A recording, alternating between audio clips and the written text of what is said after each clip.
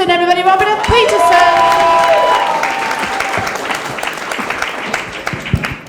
Hey everybody, I want to start this with some crowd participation. How many dog people do we have in the place? Cheer really loud, really loud, really loud. All right, really not really that great. How many cat people? Ready? No one gives a shit. I always wanted a dog as a kid. It was very special for me. I always really wanted one.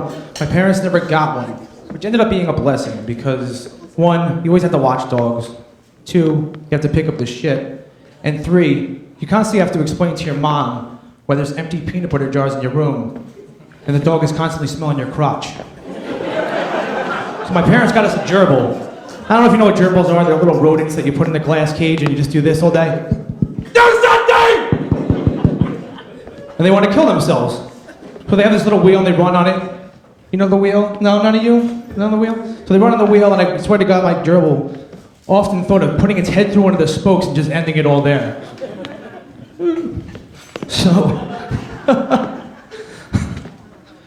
So my dad wanted to teach us a lesson. He was a disciplinarian. He really wanted to make sure we got the point home. So one day he came out and he had a mouse trap because we had a mice problem for this joke.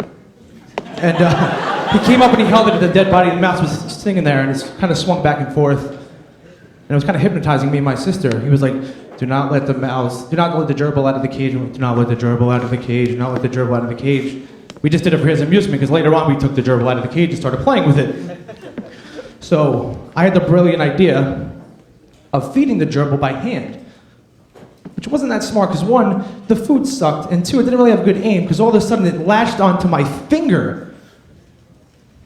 Yeah, thanks. It hurt. So I start swinging it like this, and it has a great grip. And I can only imagine what this gerbil was thinking. Holy shit, this is better than the wheel. This is better than the wheel. And then he said, I'm gonna end it now, and he just goes flying through the air and just ends up on the wall like this. He sits there for about a second and starts sliding down, and then he starts kicking, and he's unpredictable. He's almost like a Plinko chip. We don't know where he's going. So he ends up on the floor. We don't know what's going on. My dad's freaking out. I'm crying like crazy because I had a gerbil bite my finger. My mom's on the line saying, my son got bit, my son got bit. And the operator's like, a dog?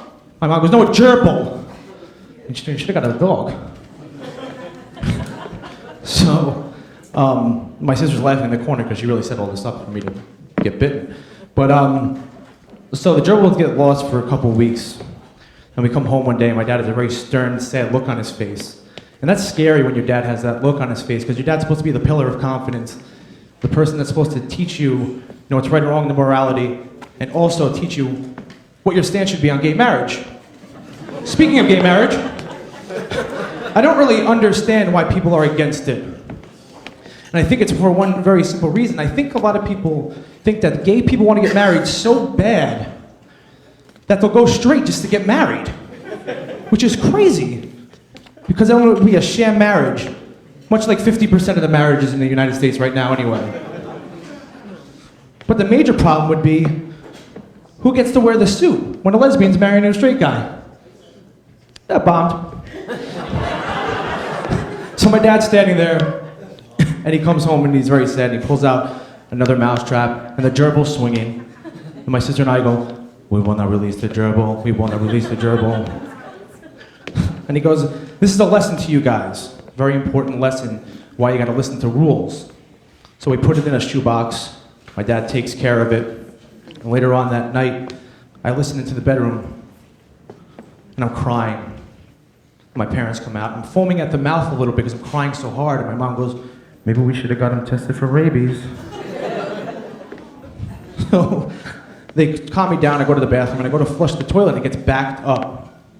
My dad comes over with the plunger and plunges the toilet. It helps floats the gerbil. And so I go to my dad. I put my hand on his shoulder and say, Dad, you think you would remember because of the time that I decided to flush. Wow, this is going bad. When I decided to flush those weird-shaped balloons in the Trojan wrappers. Thank you very much. My name is Robert F. Peterson.